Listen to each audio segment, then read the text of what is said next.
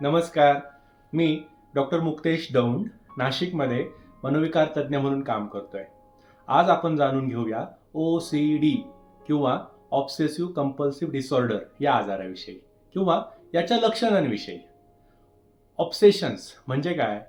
नकोशे असलेले, वारंवार मनामध्ये येणारे आणि त्याच्यामुळे त्रास होणारे असे विचार.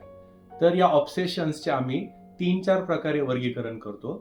तर पहिले असतात ऑब्सेशन्स ऑफ कंटामिनेशन, किंवा या लोकांना सतत वाटत असतं की आमचे हात खराब झालेले आहेत, जंतू अन्नामध्ये मिसळलेले आहेत, आपलं घर कितीही त्यांनी स्वच्छ केलं तरी त्यांना वाटत असतं की ते स्वच्छच झालेलं नाही आहे, किंवा त्यांनी कुठे हात लावला, त्यांनी हात धुतला तरी त्यांचं ते समाधान होत नसतं की माझा हात स्वच्छ झालेला आहे.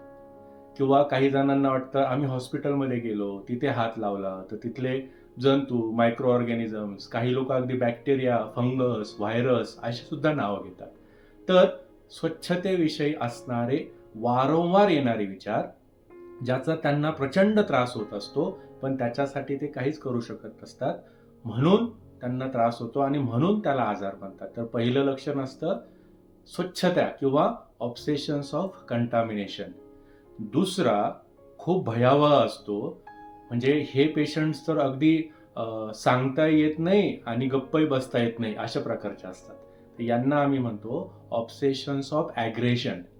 म्हणजे यांच्या मनामध्ये काहीतरी वाईट होईल, काहीतरी घातक होईल असे विचार असतात. मग माझं काहीतरी वाईट होईल, माझ्या घरच्यांचं काहीतरी वाईट होईल, माझ्याकडनं मी माझ्या घरच्यांना काही करेल का, माझ्या तोंडातनं पटकन काही वाईट बोललं जाईल का, माझ्याकडनं दुसऱ्याचं काही नुकसान होईल का, असे सतत विचार यांच्या डोक्यात येत असतात. अगदी उदाहरणच द्यायचं झालं, आई, आपण जे म्हणतो ना अगदी निखळ प्रेमाचं जे नातं आहे, आईला वाटतं की मी माझ्या बाळाचं मुंडकं तर दाबणार नाही ना. इतके टोकाचे वाईट वारंवार विचार येऊ शकतात आणि ह्याचा त्यांना त्रास होतो, म्हणून त्यांना ऑब्सेशन्स ऑफ ॲग्रेशन असं म्हटलं जातं. तर पहिले झाले कंटामिनेशन, स्वच्छतेविषयीचे. दुसरे झाले ॲग्रेशन. तिसरं असतं चेकिंग. कायम यांची द्विधा मनस्थिती असते की मी बटन बंद केलं होतं का, मी गॅस चालू होता की बंद केला होता, गावाला निघालोय पण लॉक केलं होतं की नाही. अगदी 7-8 मजले चढ उतार करणारे लोक सुद्धा याच्यामध्ये आहेत, कारण त्यांच्या मनाचं समाधानच होत नसतं की आपण ते खरंच लॉक लावलेलं आहे. तर कायम द्विधा मनस्थिती, हे केलं होतं का, ते केलं होतं का, असं करायला पाहिजे का, तसं करायला पाहिजे का, याच्यामध्ये यांच्या दिवसातला प्रचंड वेळ जात असतो. तर हे झाले ऑब्सेशन्स ऑफ चेकिंग. काहींचं काउंटिंग असतं. काउंटिंग म्हणजे मोजणं. प्रत्येक गोष्टी हे मोजत असतात. अगदी मग ब्रश करायला गेले तरी 1, 2, 3 इकडनं 5 वेळा केलं, मग इकडनं 5 वेळा झालं पाहिजे. किंवा आंघोळीला जरी गेले तरी डोक्यावरनं 3 मग्गे घेतले, मग खांद्यावरनं 3 मग्गे घ्यायचे. म्हणजे प्रत्येक गोष्टींमध्ये त्यांचे मोजमाप चालू असतं. झोपी गेले तरी वरती किती चांदण्या आहे किंवा किती फरशा आहेत. जिना चढून गेले तर किती पायऱ्या चढून आलो. एखादी गाडी गेली तर तिला किती चाकं होते. काहीही मोजू शकतात. त्यांनाही कळतं हे निरर्थक आहे, वेळखाऊ आहे, याचा आपल्याला त्रास होतोय, पण ते कंट्रोल करू शकत नसतात. हे झालं काउंटिंग. त्याच्यानंतर आणखी एक प्रकार आहे याच्यामध्ये, नीड ऑफ सिमेट्री. म्हणजे ह्या लोकांचं कसं असतं ना, यांना एकदम टापटिपपणा हवा असतो. बरं, हा एकदम टापटिपपणा चांगला आहे, पण त्याचा जर अतिरेक झाला तर ते ह्या ऑब्सेशन्समध्ये येतात. ह्याच्यामध्ये होतं काय, समजा एखादा मुलगा आहे, त्याला अभ्यास करायचा आहे, पण तो अभ्यास करण्यासाठी त्याच्या मनात आहे की मला टेबल छानच पाहिजे. तर तो टेबल आवरण्यामध्ये 2-3 तास वाया घालवतोय आणि नंतर अभ्यासाला वेळच शिल्लक राहत नाहीये. तर असं जेव्हा होतं ना, तर त्याला आम्ही नीड ऑफ सिमेट्री किंवा हा आपल्या OCDतला एक महत्वाचं लक्षण आहे. तर कंटामिनेशन म्हणजे खराब झालं आहे, जंतू लागले आहेत. ॲग्रेशन, स्वतःविषयी, आपल्या जवळच्या नातेवाईकांविषयी, लोकांविषयी काहीतरी घातपात होईल असे विचार येणं. तिसरं मी सांगितलं काउंटिंग, नंतर चेकिंग. त्याच्यानंतर ना काही जणांचे रिलिजियस सुद्धा असतात. रिलिजियस म्हणजे काय, एखादा खूप लहानपणापासून देवदेव करणारे व्यक्ती, तर त्याच्या मनामध्ये देवाविषयी काहीतरी चुकीच्या कल्पना, काहीतरी चुकीच्या प्रतिमा, इमेजेस तयार होतात. त्याचा प्रचंड त्रास होतो त्यांना. तर ह्या आणि अशा वेगवेगळ्या प्रकारचे जेव्हा हे लक्षणं वारंवार येत असतात, त्याचा त्या व्यक्तीला प्रचंड त्रास होतो आणि याला आम्ही लोक किंवा ॲज अ सायकियाट्रिस्ट आम्ही ऑब्सेशन्स असं म्हणतो. मग हा झाला पहिला प्रकार. ओसीडीतल्या लक्षणांचे जे वेगवेगळे कॅटेगरी आहेत त्यातले ऑब्सेशन्स मधले वेगवेगळ्या कॅटेगरी मी तुम्हाला सांगितल्या. मग येतात कंपल्शन. तुम्ही म्हणाल मग कंपल्शन काय? मग जेव्हा असं वारंवार वाटत राहतं की माझा हात खराब झालाय, मी कुठेतरी हात लावून आलोय, बॅक्टेरिया व्हायरस गेलाय, तर साहजिकच आपली काय प्रतिक्रिया असते? ठीक आहे बाबा, हात धुवून घे. अगदी आपलाही कुठे हात खराब झाला तर आपण धुवून घेतो. पण धुतल्यानंतर जे समाधान मिळतं की हो स्वच्छ झाला आहे, हेच नेमकं या आजारामध्ये मिळत नाही.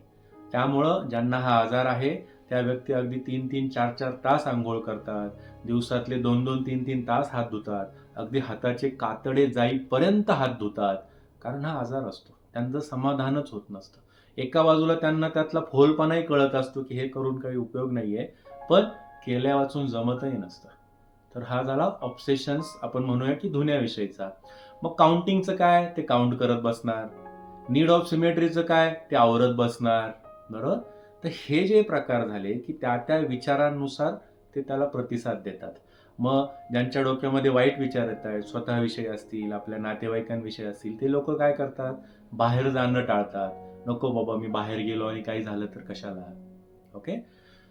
ह्याच्यामध्ये अजून एक पार्ट असतो, ह्याला ना रिच्युअल्स म्हणतात. मग काही मुलं किंवा काही पेशंट्स काय करतात? माझ्या डोक्यात विचार येतोय की मी जर असं वागलो नाही ना तर माझ्या वडिलांचा अपघात होईल, मग मी काय करेल? प्रत्येक जण वेगळं ठरवतो. कोणी 3 उडवशा मारतं, कोणी असं असं करतं, कोणी 2दा-3दा असं असं करतं. तर ज्या काही प्रतिक्रिया किंवा जे काही रिच्युअल्स केले जातात ते रिच्युअल्स आहेत. हे का केले जातात हे समजून घ्या. हे मुद्दामून केलं जात नाही, पण हे जर नाही केलं तर काहीतरी वाईट होईल, ही जी प्रचंड भीती असते ना, त्यामुळं हे लोक या कृती करतात, वारंवार करतात. त्यातला फोलपणा कळतो तरी करतात. ओके. तर हे झाले यील्डिंग कंपल्शन. म्हणजे हे लोक काय करतायत? आलेल्या विचारानुसार त्याला प्रतिसाद देतात. अजून एक छुपा प्रकार असतो जो बऱ्याच वेळा लोकांना सांगताच येत नाही. त्याला आम्ही ब्लॉकिंग कंपल्शन. ब्लॉक म्हणजे काय? थांबवणं. मग त्या व्यक्तीला कळतंय यार एवढे वाईट विचार येत आहेत, वारंवार येत आहेत, मी काहीच करू शकत नाही. मग तो काय करतो? कोणी देवाचं नाव घेतं, कोणी प्रार्थना करतं, कोणी काहीतरी मंत्र उच्चारत बसतं, जेणेकरून ते वाईट विचारच येणार नाहीत. पण हे करता करता काय होतंय? त्यांचं ज्या कामामध्ये त्यांनी लक्ष द्यायला हवं, ज्या जबाबदाऱ्या घ्यायला हव्या, तिकडे जातं का लक्ष? नाही. तर ब्लॉकिंग कंपल्शन म्हणजे जे विचार थांबवण्यासाठी देवाचं नाव घेतलं जातं, प्रार्थना केल्या जातात, मंत्र उच्चारले जातात, ते सुद्धा त्या आजाराचा भाग आहेत. ओके. आणि ह्याला जोडून एक शेवटचं लक्षण महत्वाचं असतं. ह्याला आम्ही ऑब्सेशनल स्लोनेस म्हणतो.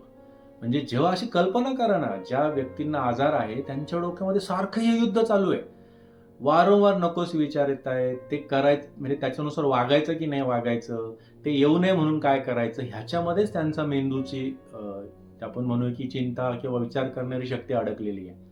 मग ज्या जबाबदाऱ्या त्यांच्यावर असतात त्या आपसुकच हळूहळू होणार आहेत. तर याला ऑब्सेशनल स्लोनेस म्हणतात. बऱ्याच वेळा ज्यांना ओसीडीचा आजार असतो ना, त्यांचे नातेवाईक कायम कंप्लेंट करतात, किती घाई करा हिलाही आवरतच नाही, ह्याला किती वेळा सांगितलं पटकन आंघोळ करा, करतच नाही. ते करतात प्रयत्न बिचारे, पण त्यांच्या आजारामुळे त्यांना ते जमत नाही, हे समजून घ्या. तर आज या व्हिडिओतनं मेनली मी लक्षणांवरती काय म्हणतात लक्षणं समजावून सांगण्याचा प्रयत्न केलाय आणि माझी अपेक्षा आहे की ते तुम्हाला कळाले असतील. काही शंका असतील कमेंट्समध्ये नक्की विचारा, आम्ही त्याचे उत्तर द्यायचा प्रयत्न करू. नमस्कार.